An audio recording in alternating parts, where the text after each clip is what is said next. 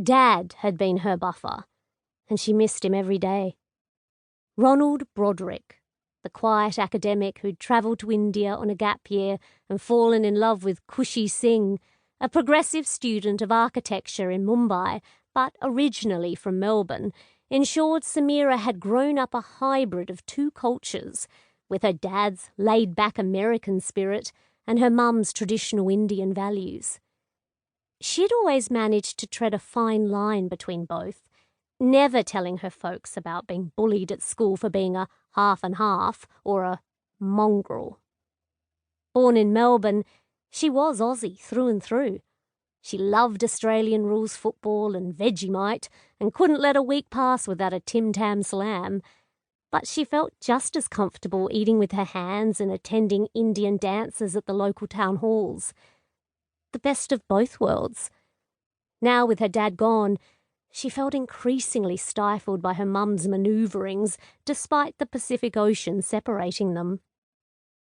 The fragrant aroma was the first thing she noticed as she pushed the door open.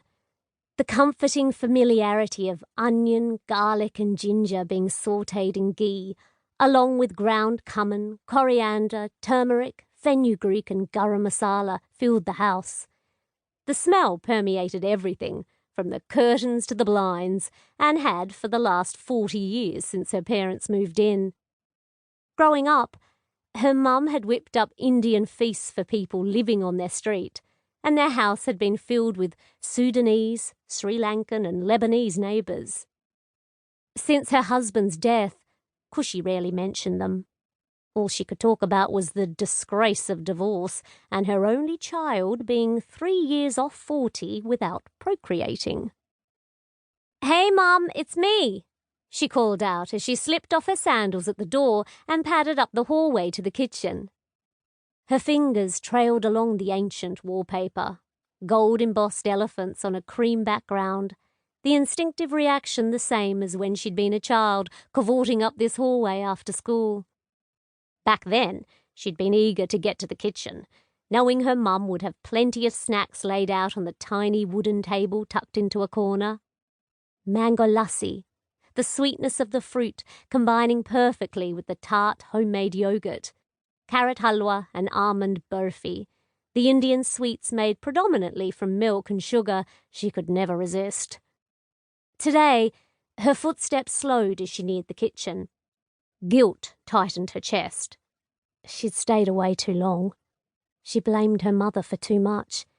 She felt like a failure, despite kicking ass with a booming physical therapy practice in Los Angeles.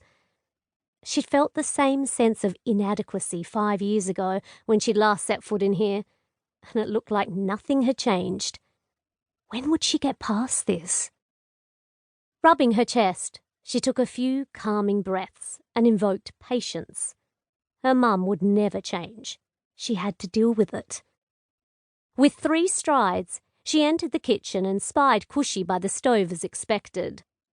While Khushi tidied the spice rack she would have raided to create her culinary masterpieces, it gave Samira time to study her. A few extra pounds graced her mum's 5'2" frame, smoothing out the scant wrinkles that creased her face, lending her an ageless quality Samira hoped she would inherit. A new shade of grey streaked her glossy black hair, which was woven into a thick plait that hung halfway down her back, and her signature gold bangles adorned both wrists, jangled as she hummed a vaguely familiar Bollywood hit.